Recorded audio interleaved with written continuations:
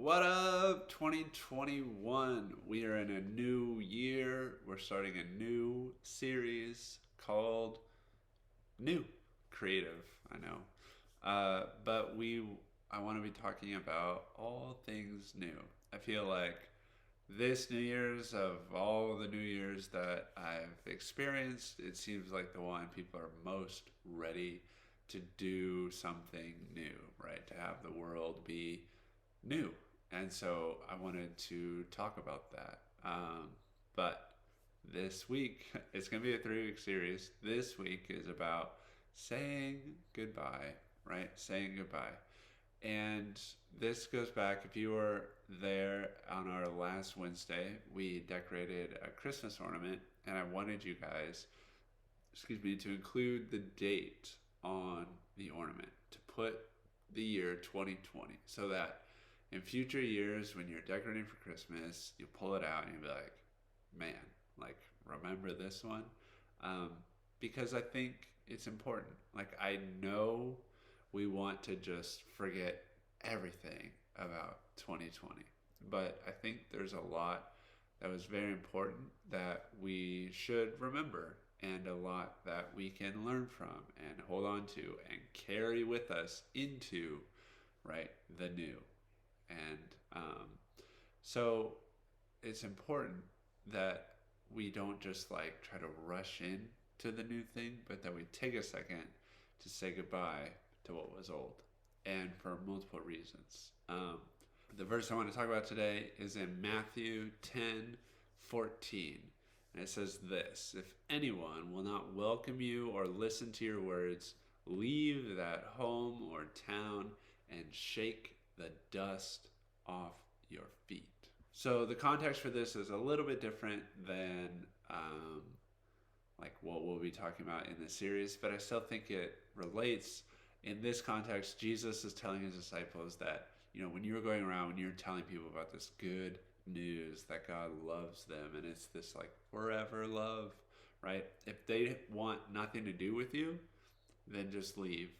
But as you make your way out, like symbolic, well, physically do it, but as a symbol, shake the dust off of your feet, right? And it's this intentional act of like, I'm done with this place, right? And to shake the dust off your feet requires you to stop, to slow down, to stand still, shake it off, and then move on to the next thing.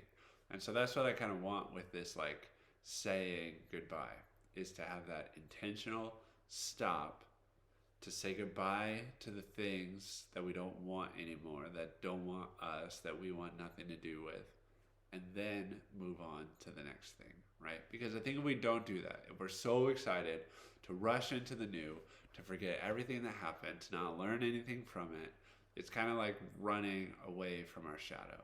And if you don't understand that metaphor, then take a second, pause the video, go outside, and try to run away from your shadow and let me know how it goes, right? You can't. It's right there. It's foolish. Like, you'll think you're making progress, and then you turn around and your shadow's right there. So let's take a second, let's stop and say goodbye. Now, this is the weird part of this video, right? Because if we were in person, what I would have us do is I would have like a share time, or I'd give you all a piece of paper and a pen, and you could write it down. But what I want you to do on your own, and we can talk about this when we gather on a Wednesday, but I want you to really think about, what do I intentionally want to say goodbye to from 2020? So if it's helpful to write it down, go ahead and do that. But what is it that I want to say goodbye to? And then after you've come up with what you want to say goodbye to, I want you to think about, how do I actually do that? What does it look like to shake that dust off of my feet, right? Because it's easy to be like, I never want to be or do this again. But if that's the only like intentionality we have, I think it's going to be very easy to slip back into those things. But if we have like a plan, what are we actually going to do? Like, Jesus said, shake the dust off your feet, right? What are we going to do? What does that look like in our lives to actually say goodbye to those things we no longer want in our lives? So that's kind of it for week 1. It's a shorter video, but hopefully, please, please, please spend some actual time thinking about what you want to say goodbye to and what that will actually look like in your life. Because before we can move on to the new, right, and be excited, it's okay to be excited about the new year, the world coming back, the world being new again. But it's important to say goodbye to the old first. Otherwise, it's like that shadow. It's just going to be right there. The second we turn around, it can all come back again.